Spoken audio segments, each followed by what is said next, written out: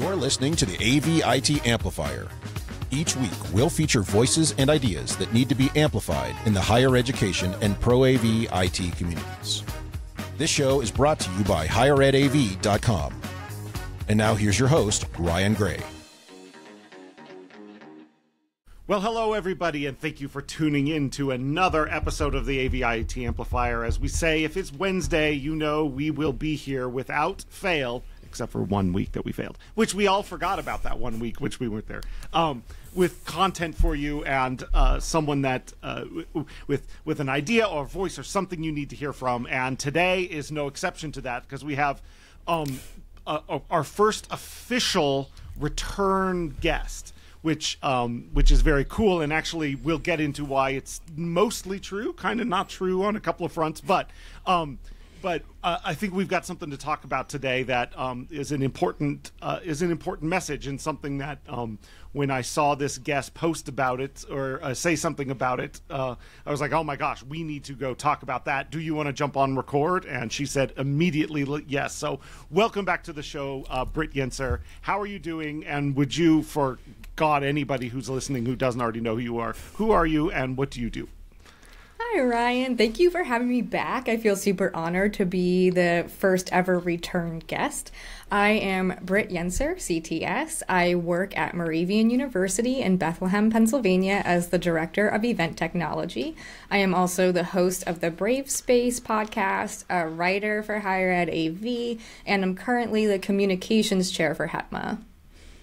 Well, thank you for coming back. And yes, I will just whenever I will be very clear, and I've said it before, that Brave Space is the best work being done in media in AV. It's just simply something that's totally different than everything else, and I think is the show that has the most delta change. You can see its effect taking effect. So, anyways, I will leave that there. So, thank you. Yeah, thank you for coming back. And when I said, yeah, this is our first return guest, but you've already been a return guest, as we did a special episode for the 40 under 40s this year, and you were on that panel as well. So technically, right. It makes it your third appearance on the show. So you know what I'm saying? Like, what do I win? I feel like you need to send me a sticker or something. You win the opportunity to bring your listeners to my show. That's exactly what you won. So thank you so much. Oh, that's a better prize, arguably. Yeah. But part of that is because I think when people talk about thought leaders or use the term thought leader, it's kind of thrown around in a weird way. But I really think that you are one of those people that you can consider a thought leader, because the things that you say and advocate for are not it's not the first or second or third thought that most people have. It's something with nuance, or something that has a little bit a deeper thought process behind it. So there's a reason why when topics come up, I was like, well, Britt would be a great person to talk about that, because it's something you can tell she thinks deeply about. So thank you for coming back on and setting a record here. And as always, the royalty check is the same amount as it always is, which you know what I'm saying is we're all used to getting paid for doing this. Yeah, it's all good. I'm excited. Cool. So, topic for today. It is the season of, at least in HETMA in our world, and this is something that applies way wider than that, is nomination season for board and chairs and things like that. So there are conversations going on about who's interested in what positions, who thinks they could be good at something, yada, yada, yada. And we had a text conversation going on about that. And the quote that what struck me is, and the context was sort of like, I'm really glad you're enthusiastic about going after this position. And what you texted back was something like, closed mouths don't get fed, my man. And so what did you mean when you said that? Yeah, so straight up, closed mouths don't get fed. So if you don't open up and say, this is something that I want, then people have no way of knowing that you want it, and therefore you probably won't get it. Like, by and large, this is a generalization, but I feel pretty comfortable saying people aren't mind readers. So they have no way of knowing what's going on in your head and what you want. And also, people are the main character of their own narrative. I think that David Foster Wallace explains that really well in his commencement speech, This is Water, which if you haven't watched or listened to This is Water, I highly recommend it. But yeah, people, they don't know what's going on with you. They don't know what your goals are. They don't know what you want. So unless you open your mouth and say, like, I would like to be nominated for this thing, I would like if you voted for me, like, there's a pretty high chance that you won't get that. Yeah, so you're 100% right about all that. And it seems like you explained it, and I'm sure because, well, yeah, that's kind of true. But in practice, that sort of self-promotion can be really difficult for people. It can be, and aside from like the feelings of imposter syndrome that almost it calls immediately up, but the idea that how could I ever say I think I'm better than other people at this? You're not supposed to talk that way. You're not supposed to do that. You're supposed to be, humble or demure or, you know what I'm saying, wait around for somebody to pull you in. How do you think about that dichotomy of people who might say, well, actually, that's impolite to go about saying, I want this and I think I should have it? Yeah, so there's a few things to unpack there. I think that it's more challenging for women than it is for men because women, per gender roles and gender standards, are typically told that they should be, more quiet, more demure, that it's a feminine quality to take a seat. And I am hopeful that we as a society can start to break out of that stereotype and that expectation. I think it also has to do with anyone, any gender, how you were raised. So if your family saw you as a child, like children should not be present, be quiet, whatever, you don't really get a voice, that could be internalized. And that goes back to a lot of psychology and therapy of like healing your inner child and allowing yourself to open up and use your voice. And to speak to imposter syndrome or imposter phenomenon, I am guilty of calling it imposter syndrome, but I'm trying to revert back to its original phrasing of imposter phenomenon because it's not a syndrome. You're not sick.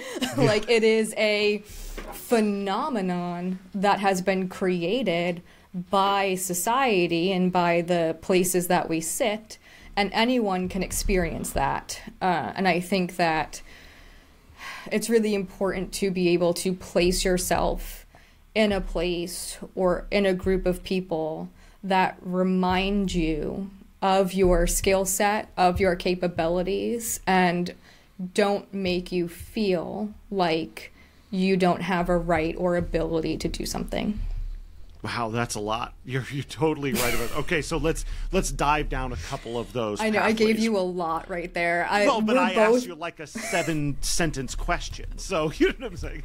You actually remembered all the parts and then went through all of them. Like, that's what I'm saying. Talk about thought leader. You can hold more than one thought in your head. I just have to dump them all out there and see what happens. So, okay, so let's go back to one of the things you said, that there is a gender aspect to this, or if there is sort of like the old school power versus the destruction, or the dilution of what was considered powerful before, to recognize better. But it requires, we talk a lot about, and it's important of men or people in power of regardless holding space for other people. But the flip side to that, you're saying, is that people who haven't traditionally considered positions or having power have to really advocate for themselves. And then you tied that a little bit back to maybe, childhood and things like that. So what part of your psychology allows you to feel confident in doing it? Or is it just something you've said, I don't care if I feel confident in doing it, I just choose to do it regardless? For me, I think it's a multi-part thing. So I personally don't really gender myself in my thinking or my actions. And that's not to say, like, I identify as a woman and I am a cis woman. So born a girl, identify as a girl. And I certainly like to think that I have certain feminine traits, but I don't allow myself to make choices, especially for my career or career aspirations, based on my experiences as a woman. I try to keep it gender neutral and focus solely on what I know and my skill sets. And I also personally have done a lot of healing work through therapy, and not to be like an armchair psychologist, but I listen to a lot of podcasts that help me along the way, and have done a lot of like heal the inner child, heal the inner adolescent, and approach things not from the inner child or inner adolescent, but from the adult. So that's almost like, again, I'll go to thought leader, which is the way I would say it is, I don't care if I'm confident in it, I just do it anyway. And you're like, okay, well, let's unpack that to another level and talk about how you actually get to that point, which is to understand some of the emotional underpinnings to the things that we talk about and how to free yourself from them. So is there if people are out there, and again, I've said on the show so many times, I will fully co-sign and endorse therapy. It does not mean something's wrong. It's like having a personal trainer for your thoughts and emotions. It is empowering. If you are a person that thinks, God, I just don't know how I could ever raise my hand for something like that, let's go with therapy, because the same thing. Things from your childhood and adolescence that are still controlling your behavior today has been an amazing thing to uncover. So sidebar, and I appreciate that. But so is there a particular podcast or a way of thinking? You've talked about, dealing with the inner child. If people thought, I just want to dip my toe in the water of that, is there a recommendation or a direction you could throw somebody? Yes, and I actually got this recommendation from Nick Milani, who is also in the AV industry, and he is going to be a guest on Brave Space that is going to air at the end of this month, actually, I believe on the 28th. So circle back to Brave Space on the 28th and you will hear Nick Milani. But he had recommended to me the podcast The Adult Chair. And it's been running for a long time. So you have to scroll for a while back to its origin in 2014 and listen to like the first 4 episodes at the very least. That will explain the different, as they call them, chairs. So the inner child, the inner adolescent, and then the inner adult, and how each of those places in your mind and body are holding certain emotions and certain ways of thinking and reacting, and the basics of how to like heal those areas. And then, you feel free to explore the space from there, but definitely start with the first 4 episodes. Nice. What a straightforward, concrete way for people to think about that. That's awesome. Okay, so then let's circle back to the third part of that answer, which was imposter, and I almost said it again. Let's switch it to phenomenon. And I had a whole bout of that this week. I was at an event 2 days ago where basically I was called on to speak to the sales force of this entire company, an AV company, and to represent sort of the perspective of higher ed or public sector customers alongside a financial sector customer and a real corporate side, like big customers, and had that moment of like, what am I doing here? There's no way I can speak to, what they need me to do. Why did I say yes to this? And where I had to come back to on it to just basically get up on stage and sit on that panel was, the people in this company know me enough to know that this is the voice they wanted to be here, and I need to trust their judgment in that. But it became God, am I asking you to be my therapist? I might be doing that, but maybe you could help. But to me, what it became is I had to consider an external validation of myself to get through it, instead of having an internal validation that said, it doesn't matter what they think. You know that you are the right person for this. So when you look at that phenomenon, how do you deal with it from that external internal validation? You talked about getting people around you who will help you do that, balancing those and working through that phenomenon. Right. So and this is why language is so important, right? Because when you call it imposter syndrome, it makes you look inward. To say the word syndrome this is a self problem. But if you identify it as imposter phenomenon, it is now external. And you ask yourself, what is it about this space? What is it about this company? What is it about this conference? Whatever it might be, that is making me feel this way. So they become two very distinct questions.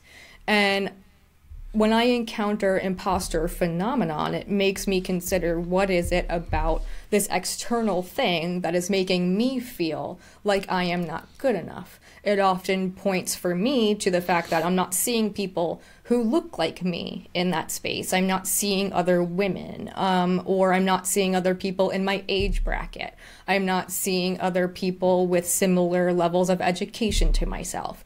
And, it really goes to, if I'm feeling like the other, that is making me now feel this imposter thing. But the way I combat that is to remind myself that we all have different strengths. God can't give you every gift, right? We get maximum 3 gifts, and then we have to rely on other people. So I have to recognize and appreciate the gifts that I have and know that that's what I'm bringing to the table, and recognize and appreciate other people's gifts. And I can't feel bad that we don't have the same gifts. I have to actually see that as a strength. I love that. What a great perspective. They're in the underpinning of the diverse team, or the team of rivals theory, that a group of differently talented people create more of a whole than otherwise, even though there can be a challenge of working through a team that communicates differently and values differently and things like that. So when you are in that kind of situation where you feel like the other, and you talk about recognizing that and thinking about the skills and that sort of thing, I'll give the same advice. Do you have a practical thought process, a 1A recommendation for someone who's in that sort of thing to try and jog that sort of thinking when that emotional part of their brain is saying, you don't belong, you don't belong, you don't belong? I think that the most powerful words that you can say are I am, and then fill in the blank. You have the power to create and foster your own identity. So remind yourself of who you are. I now walk into a room and I am a certified technology specialist, right? That, having that as a part of my identity makes me feel more confident in my technical ability and what I'm able to bring to a space. You just identify your, I am this thing. And it doesn't need to be a certification or anything formal. I am a smart person. I am passionate about this. I am someone who deserves to be here. Just really internalize for yourself who you are. That's awesome. And say that when part of your brain is repeating you aren't X, Y, and Z, train it to say you are, and sort of flip that script. That's okay. See, practical things you're going to get on this show. I love it. Then one of the other things that this conversation makes me think of in the same realm is, we know the statistics of women and minorities applying for a job, need to see themselves as, 90 or 100% of what they see in the job description they need to feel they have mastery of, where men might do it at a much lower 40%, and hey, I'll fake the rest of it. We'll go forward on that. And that has triggered a lot of the effort of, what are we doing about the job descriptions that we're putting out there to ensure that, that they are accurate or written in a way that's inclusive, that truly describes what we need from the position and encourages people to see themselves in the role. Do you see something similar here where there's a flip side of it's okay to raise your hand for something that you may like? How do you look at, I'm going to raise my hand for this thing, even if I'm not 100% sure I'm 100% prepared for it? Yeah, so it's kind of, again, a two-part thing for me. One, it goes back to the I am statement. I tell myself I am good enough. And I don't allow perfection or greatness to get in the way of good, right? Because sometimes good gets you there. And I can always get better over time or take a good, go from good to great or whatever. So I tell myself I am good enough. I'm just going to throw my hat in the ring. And the second part is, if I'm not selected, if I end up not getting that opportunity, what's the worst thing that could happen? The worst thing is I just didn't get it. Who cares? I didn't die. Right. So whatever. All right. So let's unpack that, because I think there's a lot of people who go, what's the worst thing that could happen? I will be embarrassed. I'll feel humiliated by that. I'll feel rejected. And that feeling of either I know I wasn't good. It makes me feel like I wasn't good enough, or other people will know that I wasn't chosen for this is too high a risk for me to take. I'd rather have the security than the risk. So I think that goes back to sitting in the adult chair. So the adult thinks of things in terms of, what do I know concretely and what is in front of me right now. So in front of me right now is an opportunity.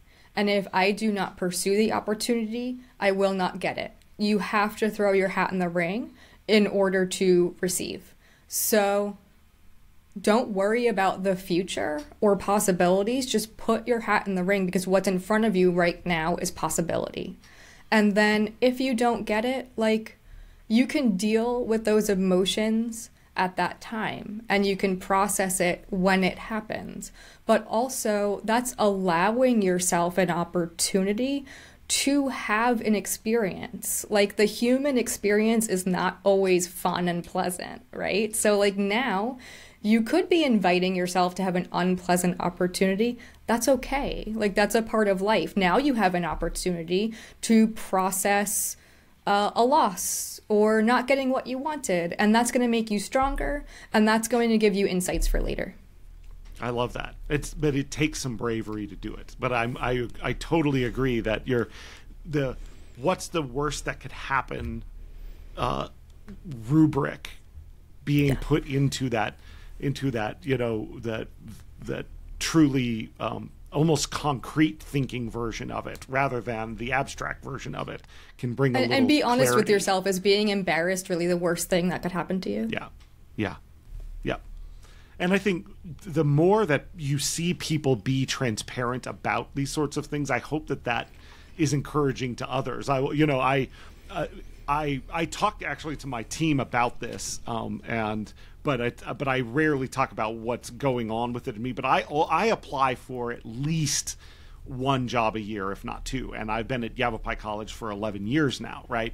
It's not a matter of that. It is someday when I truly want, when something that I really want comes along, I'm going to be ready for it. I'm going to go through that. But it is hard. So in this calendar year, did I do a first interview, a first Zoom interview for a position? And granted, it's a stretch position for me, right? It is not made to order, and it was an exploration of, is this a direction I'd want to go? Do I see this as interesting? How do they see me? But you have to put yourself out there to go hey, how do you see me? And man, when you get that email that says, thank you so much, but we won't be moving on to the next round, even when it's something that you're like, I don't even know if it had come my way, if I would actually be interested in doing it, it still kind of stings a little bit.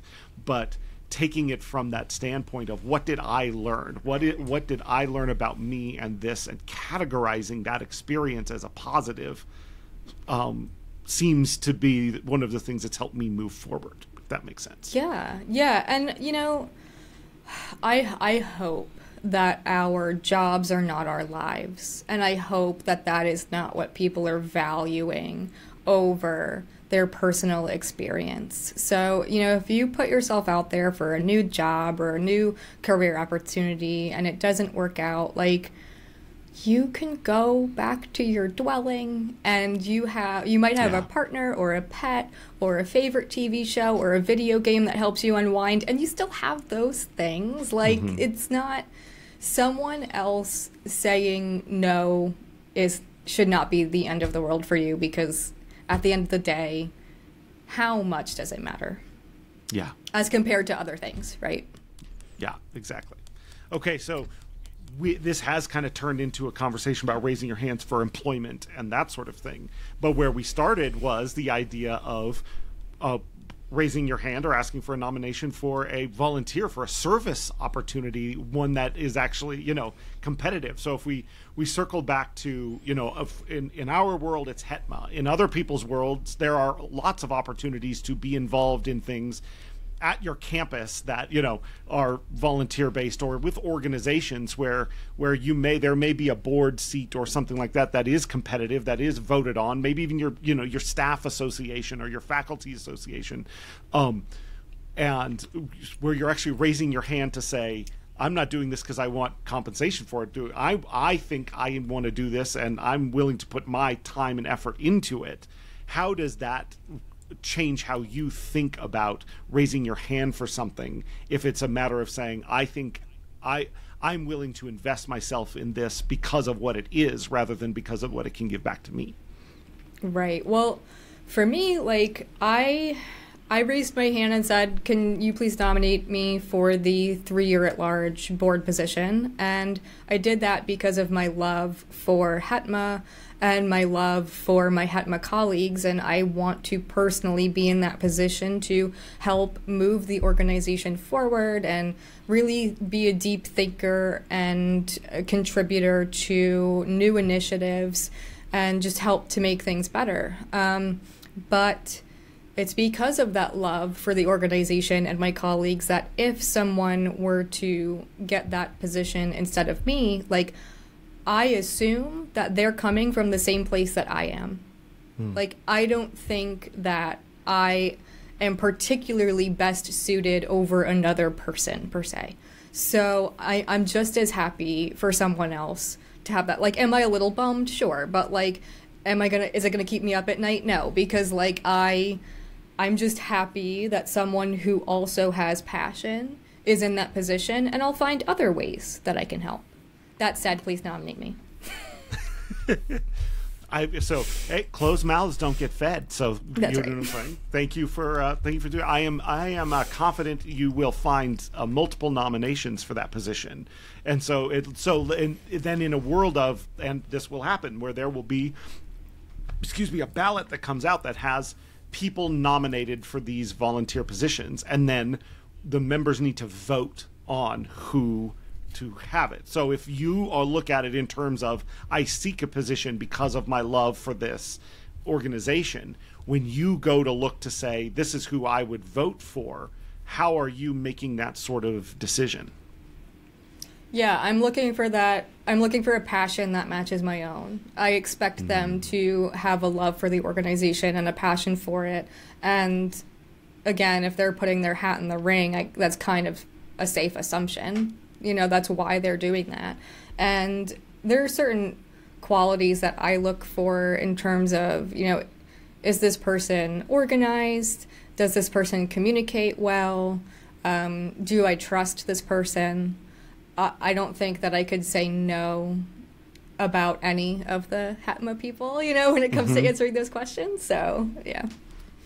Not organized. I can think of a number of us that are not that well organized. So that was a very kind thing to say, but you know what I'm saying. I won't call anybody out, but I will put myself on part of that list as well. So, then any campaign promises you'd like to throw out right now? Anything you want to promise the voting populace of HETMA? I mean, I certainly promise to do my best and to be objective about things.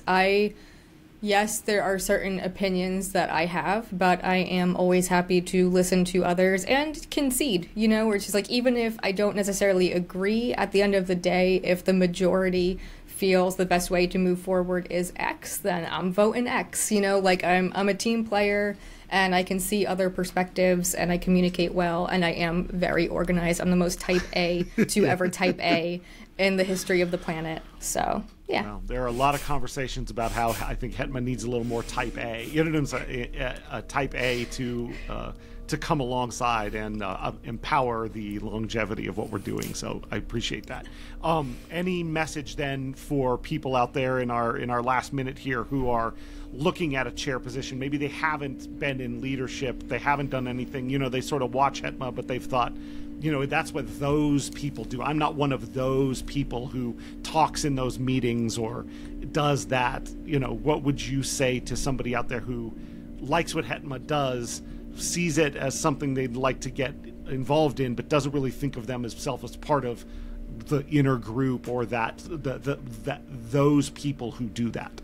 So I will say that, quote unquote, those people are very open, welcoming, and excited about the growth of the organization. No one is going to see you and turn you away. Like, we're always calling for volunteers and more engagement. So, like, if you have a fear of rejection, just completely throw that away, because we are not going to reject you. And I would question, like, when you look at the core group or, the people in charge, quote unquote, and you identify them as like those people, why are you othering us and not including yourself? What is it about us that you don't see in yourself? And can you get yourself to a place where you feel like we are aligned?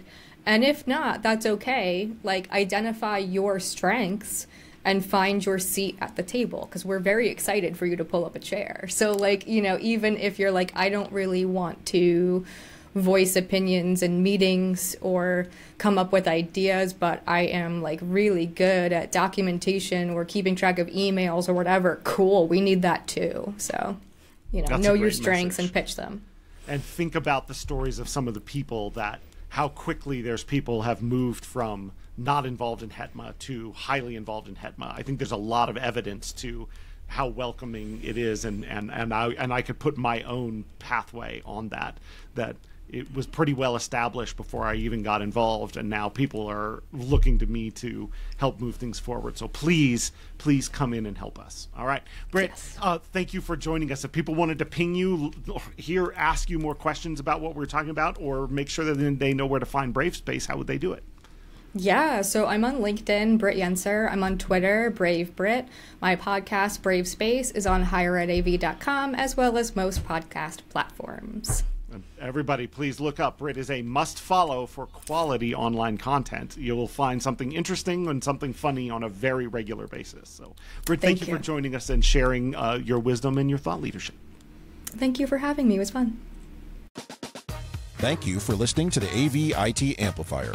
Join us again for next week's episode when we'll welcome a new guest who you'll want to hear from. We promise. Your host has been Ryan Gray. He's on the tweeters at Ryan_A_Gray, or find him on LinkedIn to connect. Please subscribe and give the show a rating and review wherever you get your podcasts. This show is brought to you by higheredav.com. The views expressed here are not necessarily those of our respective institutions, employers, or sponsors. Everyone hang in there, go easy, and we'll be back next week.